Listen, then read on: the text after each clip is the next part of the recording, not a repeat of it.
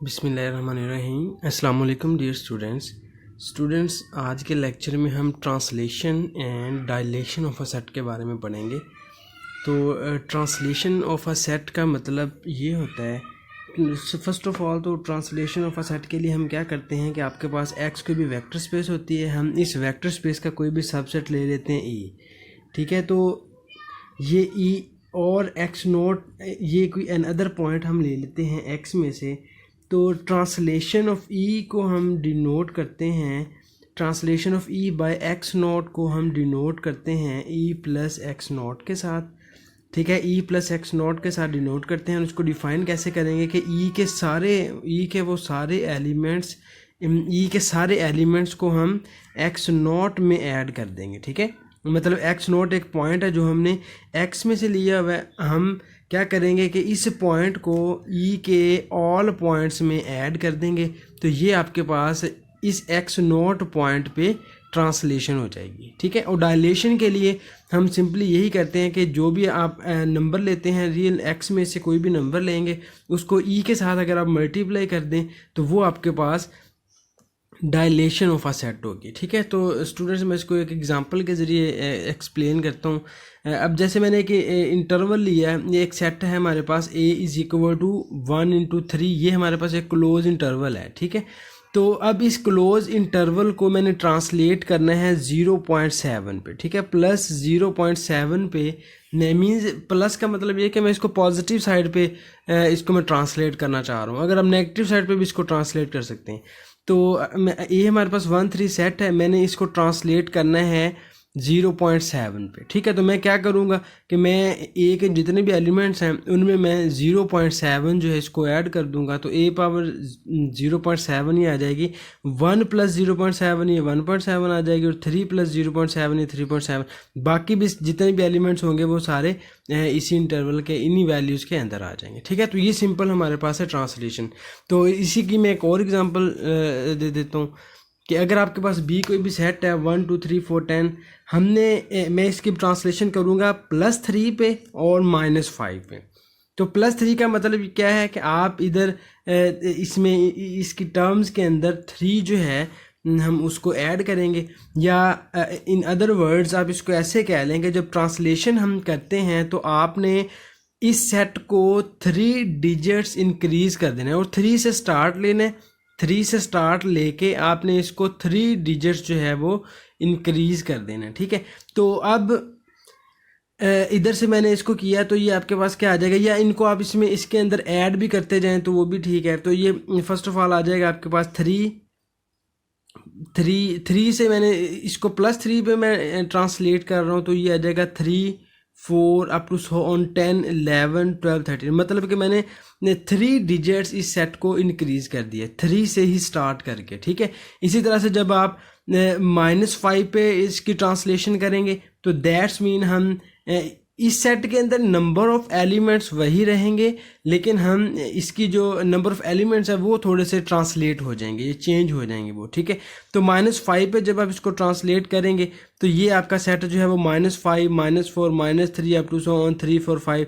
ये क्योंकि इसके अंदर ये 10 एलिमेंट्स है, तो ये -5 से लेके 5 तक ये 10 एलिमेंट्स इस सेट के अंदर आ जाएंगे। ठीक है, तो ये सिंपली आपके पास थी ट्रांसलेशन ऑफ अ सेट। तो इधर एक हमारे पास रिजल्ट है ट्रांसलेशन से रिलेटेड कि length of interval is translation invariant. मतलब कि लेंथ ऑफ इंटरवल जो होता है हमारे पास वो ट्रांसलेशन इनवेरिएंट होता है। ठीक है, कि आप कोई भी एलिमेंट जो है वो इस इंटरवल में ऐड करें और उसकी लेंथ ले लें तो वो उसी इंटरवल की लेंथ आ जाती है, मीन्स कि इनकी लेंथ सेम होती है इंटरवल की। ठीक है, ट्रांसलेशन वाले इंटरवल की जो गिवन इंटरवल होगा उसकी लेंथ जो है वो दोनों की सेम होती है। ये सिंपल आपके पास है ट्रांसलेशन इनवेरिएंट।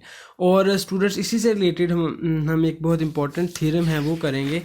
इस थ्योरम में हमने ये करना है कि जो ट्रांसलेशन और लैबग आउटर मेजर जो होती है ना हमारे पास, वो ट्रांसलेशन इनवेरिएंट होती है। ठीक है, अब इस थ्योरम का हम प्रूव जो है वो करते हैं। तो स्टूडेंट्स इसमें हमने प्रूव ये करना है कि M asterisk is translation invariant. M asterisk आपको पता है कि ये लैबग आउटर मेजर है।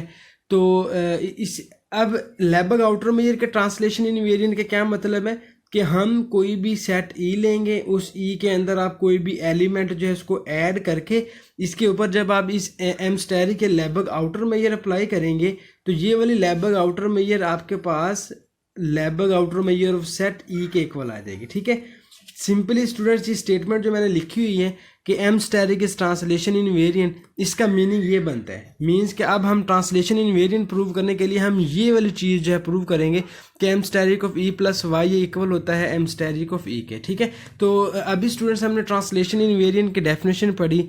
तो ट्रांसलेशन इन वेरिएंट की डेफिनेशन क्या थी, E plus Y is equal to X plus Y. ठीक है, ये हमने इस फॉर्म में ट्रांसलेशन इन वेरिएंट को डिफाइन किया हुआ है कि ई प्लस वाई के अंदर वो वाले सारे एलिमेंट्स आ जाएंगे जिसको आप ये वाई क्योंकि ये आर का एलिमेंट है। ठीक है, तो आप ई के सारे एलिमेंट्स को वाई के अंदर ऐड कर दें तो इधर से आपके पास जो न्यू सेट बनेगा उस सेट को हम ई प्लस वाई के साथ डिनोट करेंगे। ठीक है, तो इधर हमने क्लेम हमारा जो है वो ये है कि M asterisk of E plus Y हमने प्रूव करना है कि ये एम स्टेरिक ऑफ ई के इक्वल होता है। ठीक है, तो स्टूडेंट्स इसको मैं डिफरेंट केसेस में सॉल्व करूंगा क्योंकि इधर ई के बारे में हमें कुछ भी कोई इन्फॉर्मेशन नहीं है कि ई हमारे पास क्या काउंटेबल है या अनकाउंटेबल है, तो इसीलिए मैंने फर्स्ट पे ई को कह दिया कि अगर ई हमारे पास काउंटेबल हो तो देन ये रिजल्ट आपके पास कैसे होगा। तो अगर ई काउंटेबल है तो काउंटेबल सेट के लिए हम ऑलरेडी कुछ रिमार्क्स पढ़ के आए हैं लेबग आउटर मेजर में कि लेबग आउटर मेजर जो है वो सिंगलटन सेट की भी ज़ीरो होती है, फाइनाइट सेट की भी ज़ीरो होती है और लेबग आउटर मेजर जो है वो काउंटेबल सेट की भी ज़ीरो होती है। ठीक है, तो ये इधर क्योंकि हमारे पास ई इधर मैंने काउंटेबल सपोज कर लिया है तो दैट्स मीन कि ई की जो लेबग आउटर मेजर है वो ज़ीरो होगी। मीन्स कि ई प्लस अगर ई काउंटेबल है तो ई प्लस वाई जो है मतलब किसी भी काउंटेबल सेट में आप कोई नंबर ऐड करेंगे तो वो भी काउंटेबल ही रहता है। ठीक है, तो इसका मतलब अगर ई काउंटेबल है तो ई प्लस वाई भी काउंटेबल होगा। तो अगर ई प्लस वाई काउंटेबल है तो इसकी लेबग आउटर मेजर वो ज़ीरो के इक्वल हो जाएगी, ई भी काउंटेबल है इसकी भी लेबग आउटर मेजर ज़ीरो के इक्वल हो जाएगी। ठीक है, तो ये दोनों साइड्स आपकी ज़ीरो के इक्वल आ गए तो ये हमारा रिजल्ट जो है प्रूव हो गया इधर, मतलब कि ये दोनों इक्वल आ गए। अब हम सेकंड केस में ये प्रूव करेंगे कि ई जो है हमारे पास ये अनकाउंटेबल है। सपोज मैंने ये कर लिया कि अब ई हमारे पास अनकाउंटेबल है, अब ई को अनकाउंटेबल लेके भी हम यही कंडीशन जो है इसको प्रूव करेंगे। ठीक है, तो ई अगर अनकाउंटेबल है तो लेबग आउटर मेजर की डेफिनेशन हमारे पास क्या होती है ई के लिए। अब ई के लिए लेबग आउटर मेजर की हमने डेफिनेशन लिख दी है। अब इसमें आपको पता है कि आई एन जो है हमारे पास ये सीक्वेंस ऑफ ओपन इंटरवल होता है।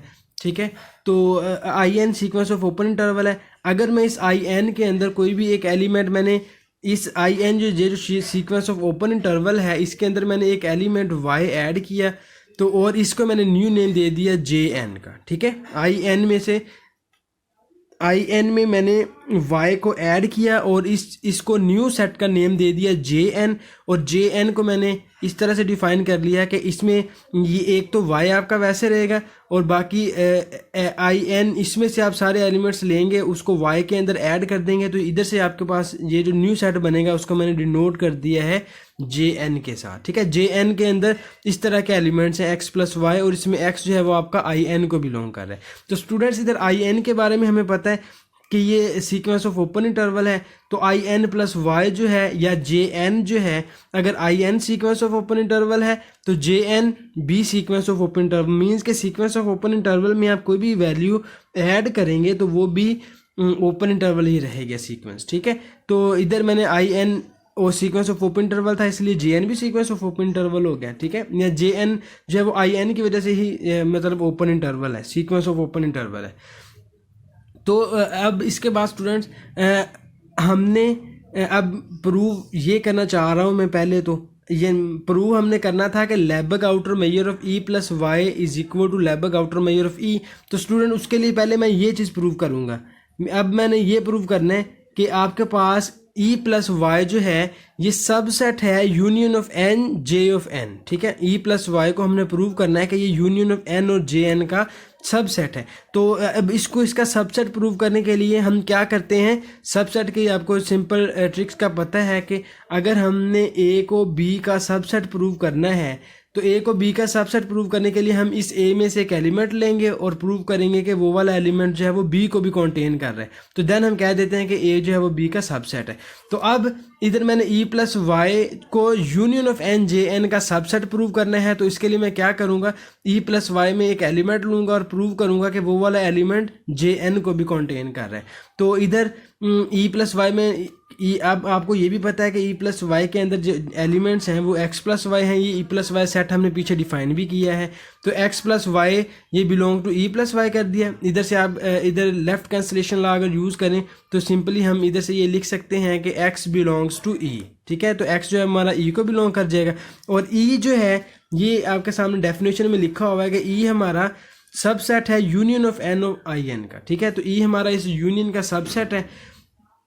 तो अगर x ई को बिलोंग कर रहा है, ई इसका सबसेट है, तो दैट्स मीन कि x हमारा इधर से हमें कोई एक इंटरवल ऐसा मिल जाएगा जिसमें x जो है वो कंटेन करेगा।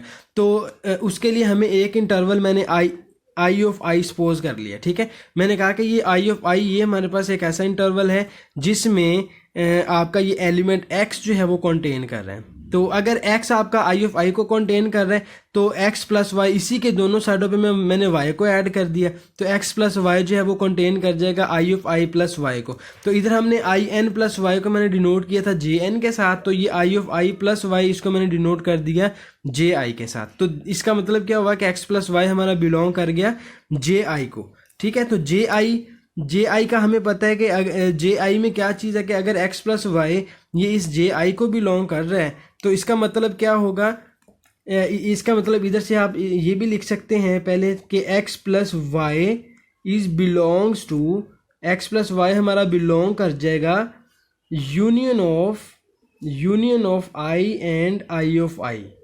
ठीक है, अगर हमारा x plus y J I को बिलोंग कर रहा है तो इसका मतलब x प्लस वाई ये इस यूनियन को भी बिलोंग करेगा, क्योंकि ये x प्लस वाई ये जे आई का मतलब ये एक सिंगल इधर सेट है आपके पास, ये सिंगल एक एलिमेंट है जे आई।